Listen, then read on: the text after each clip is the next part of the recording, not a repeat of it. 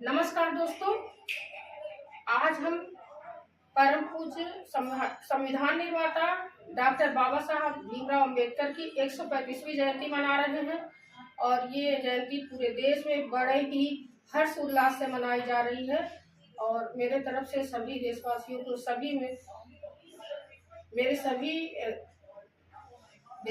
को मेरे तरफ से भीमराव अंबेडकर जयंती की बहुत ढेर सारी शुभकामनाएं।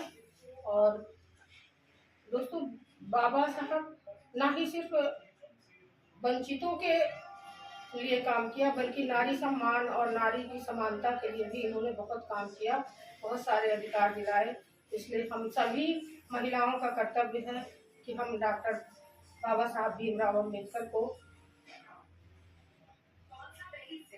जयंती को मनाते हुए और इनके प्रति अपनी कृतज्ञता जाहिर करें। धन्यवाद।